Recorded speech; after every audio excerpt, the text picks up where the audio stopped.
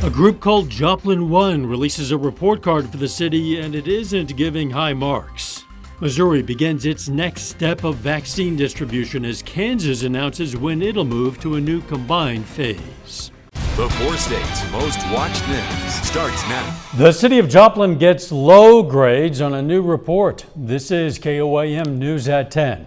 Every year, Joplin One, a local nonprofit, releases a report card full of community indications of well-being for the city.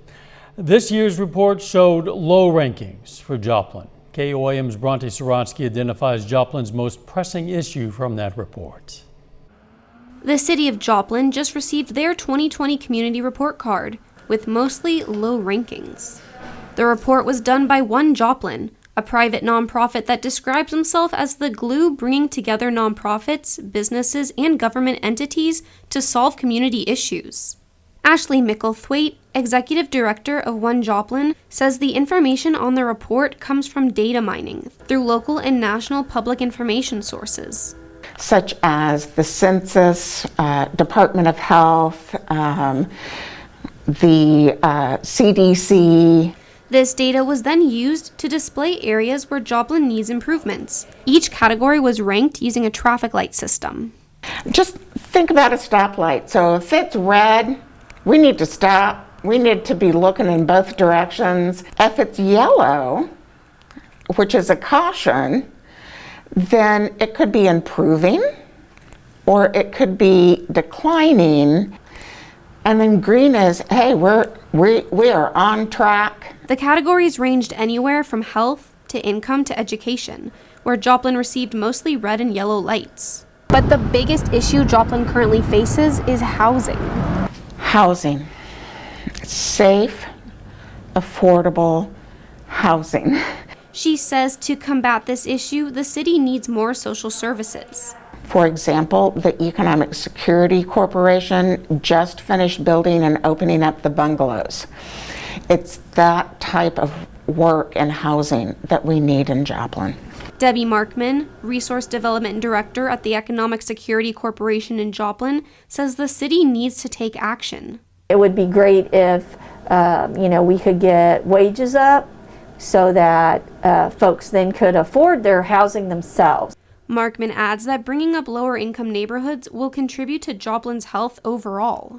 In Joplin, Bronte Sorotsky, KOAM News. Joplin city officials declined to comment about the city's report card. Joplin City Council today approved contracts for studies to look at the best use of resources of the police and fire departments. For the police department, council approved a contract with Etico Solutions for $39,000. The company's study of the department is expected to be completed in November. For the fire department, council approved a $37,500 contract with a firm called Canfield Jenkins and Associates. Officials expect that study to be done after June. This is part of an action plan, which is part of a larger vision to improve service to the community. That's primarily why we're here, to provide that service, and certainly our public safety services are critical services that we need to be mindful of. Council also looked at a design for a potential new logo. The design shown today was tabled, with a new design expected to be shown at a later meeting. Checking in with Doug Hetty now for a first look at the weather. Hi, Doug. Hey, Dow. It turned out to be a decent Monday for us today. A little bit on the windy side, but temperature is pretty good, and we got the sunshine, and sun didn't set till almost 7:30, so not bad. 66 for a high, average high is 60. We've dropped back a little bit. Most of us are sitting low to mid 50s outside right now, and I think we'll drop back to about 41, 42 degrees for an overnight low. The winds have diminished a bit, so they're not near as strong as what we had earlier. Still breezy. It'll be breezy tonight, and then the winds will calm down a little bit for us tomorrow. But pretty much clear skies now behind this storm system that rolled through earlier today and really over the past several days. So our next storm system will start to focus on back out across the southwestern parts of the U.S., which will start to affect us by tomorrow night. So we'll drop back to about 42. Tomorrow looks great, 71 for a high, more thunderstorms in the forecast. We'll look at that here in just a bit. All right, catch you then. Thanks, Doug. State of Kansas is combining phases 3 and 4 of its vaccine distribution plan and will move to the new combined phase a week from today. Newly eligible Kansans include people ages 16 to 64 with medical conditions that increase their risk for serious illness from COVID-19, and Kansans who work in critical infrastructure and can't do their jobs remotely. The new phase will add around 600,000 Kansans to eligibility for a vaccine. Missouri opens up the next tier of its COVID-19 vaccine distribution today. Phase 1B Tier 3 started in Missouri today, making the vaccine available to workers in critical infrastructure like education, childcare, and manufacturing. The Jasper County Health Department held a clinic vaccinating more than 300 people, and the owner of a Joplin daycare is excited to finally be eligible.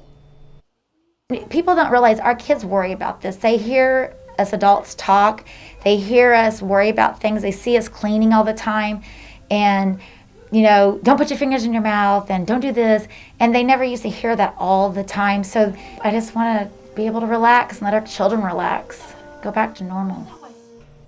Governor Parson has said he wants to move to phase 2 in 45 days. If you're in this next phase of Missouri's COVID-19 vaccine distribution, you can go to our website to find a list of upcoming vaccine clinics. While you're there, if you have any questions for health officials and experts about the vaccine, send them our way. We've provided a form on our website for you to fill out some basic information and pose your question. You can find that form at koamnewsnow.com/vaccine. Missouri's COVID-19 positive rate is increasing after months of decline. The state's infection rate on March 6th was 343 new cases. On Friday, it increased to 395.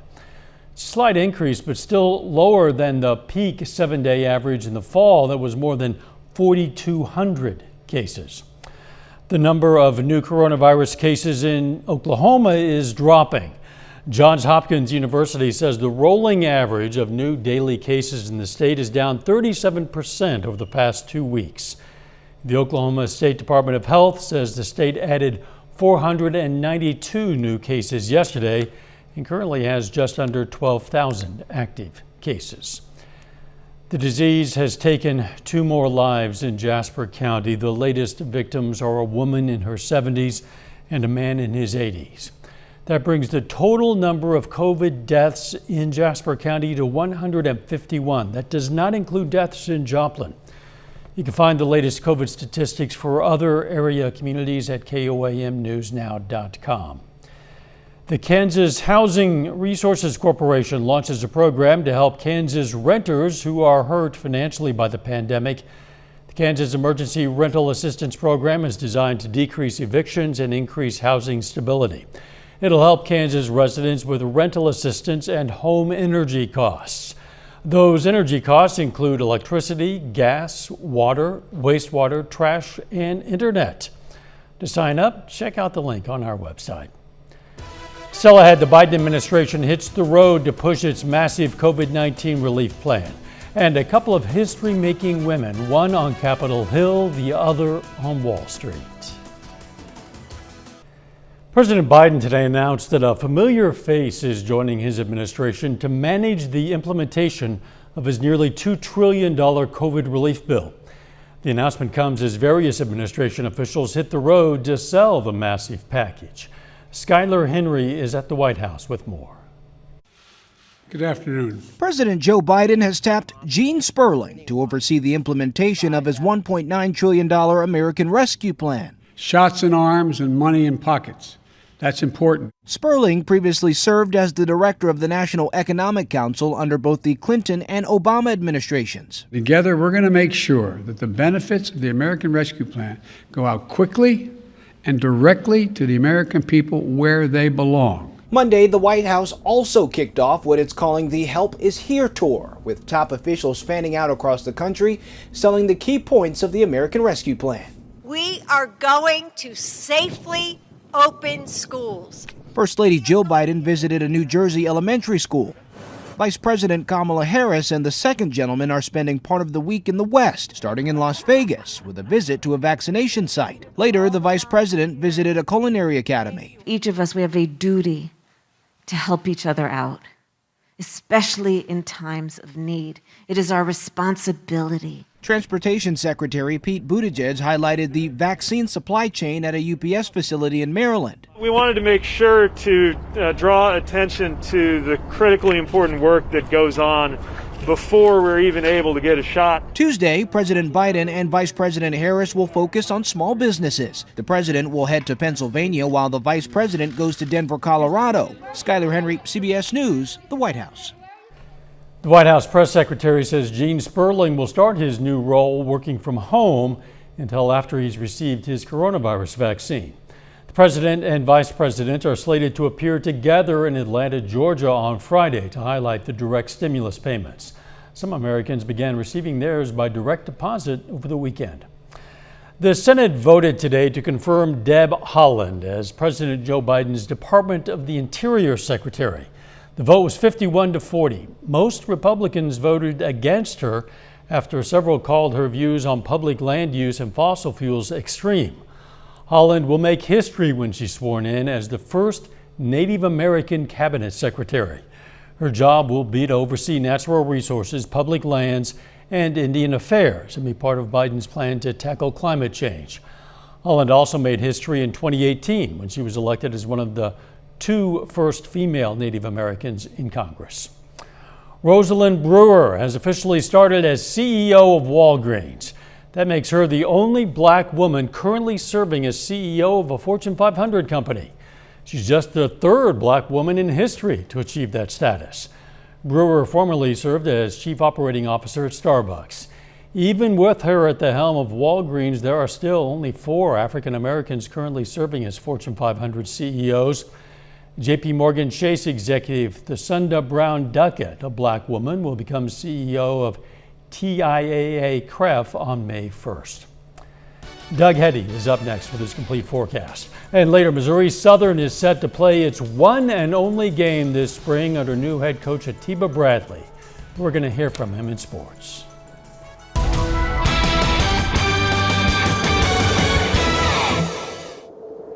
Well, we definitely got quite a bit of rain over the past, 5 days, Wednesday, Thursday, Friday, Saturday, Sunday, and then finally drying out just a bit for us today as we got sunshine back, but of course it was a little bit on the windy side. But looking at our rain stats, 3¼ inches for the month so far. For the year, we're at 7½ inches, so we're above normal by about 2 inches of rain.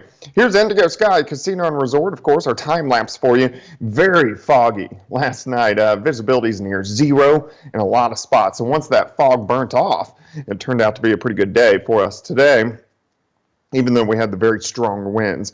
50 in Fort Scott, Welch at 53, Miami 55, Anderson 57, Pittsburgh is sitting at 53. I think most of us will drop back into lower 40s later on tonight. Now, the winds have died down a little bit. We have kind of a southwesterly wind at about 5 to 10, but not as strong as what we had earlier today. It will be breezy tonight. It will be breezy once again for us tomorrow, but pretty much clear skies behind this storm system that has been rolling through. Still a few random little showers just to our north, but in general, we look pretty good as this whole storm system is wrapping up and heading away from us over the next 24 hours or so. But you can see this storm system matured.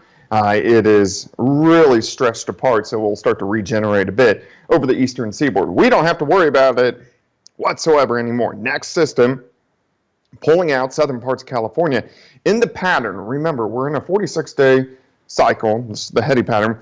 And this storm system rolled through on January 30th. And what it did for us was it gave us quite a bit of rain, and it also gave us some severe weather on Saturday, January 30th. We had tornado warnings across the region. So it's this system coming back through again on Wednesday. So we are going to have the threat for some stronger storms, maybe even low-grade severe. Tonight's going to be fine. We'll drop back into lower 40s, 42 for an overnight low. Quick warm-up through the 40s, 50s, 60s by noon, 70s during the afternoon. High temp right around 71 during the afternoon hours. So Tuesday looks fine. Clouds increase tomorrow night.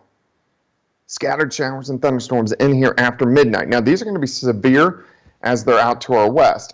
I don't think they will be when they make it here late tomorrow night, but I do think they could be strong. So scattered thunderstorms into Wednesday morning. may get a little bit of sunshine. Then especially in southwestern Missouri along and south of I-44, we have the chance for a very small window for severe weather Wednesday afternoon. Then that rolls by, we get on the backside of the system, and then we get just a cold rain Wednesday night into Thursday morning. In fact, we may even get some flakes of snow mixing in by Thursday morning. But again, another big rain event. A lot of areas, 1, 2, maybe isolated 3-inch amounts, so it's going to be pretty wet once again. So enjoy the break we had today, and then again tomorrow, 71. St. Patrick's Day, 67, but Thursday quite a bit cooler, high of only 45, 51 Friday. We do moderate a bit as we head into the weekend, and I think most of the weekend is shaping up pretty good. That's good. A few flakes of snow, or at least a possibility, is something we don't really want to see in March, but I guess it wouldn't be too bad. Yeah, and it's pretty common for us, too. All right. Thanks, Todd. The Missouri Legislature is in its spring recess, but when lawmakers return, they plan to take up budget discussions and a proposed gasoline tax increase. The state, which has the second lowest gasoline tax in the country behind only Alaska, is weighing a bill that could raise nearly $500 million once the increase is finished. The bill would increase the gas tax 2.5 cents per year starting this October and continuing every year until 2026. If passed, it's expected to raise about $460 million once it's fully in place. The bill is modeled off of a South Carolina law that includes an option for drivers to get 100% rebate on the new tax if they turn in their gas receipts from the year. Otherwise, the money will be spent on transportation and road infrastructure. Between the pandemic and changing social times, many businesses are making changes just to keep up, and the newspaper industry is no exception. The Joplin Globe cut back on print editions last year, printing newspapers only 5 days a week. The 2 print days they canceled were Saturdays and Mondays. Well, now the Globe has announced it's discontinuing the Sunday print edition in favor of a new weekend paper published on Saturdays. They expect to see some cost savings with the change, and no employees will be cut, they say. The first weekend edition will be published on Saturday, April 3rd. Still ahead, Missouri Southern prepares to take on Southern Nazarene in the Lions' first game under head coach Atiba Bradley.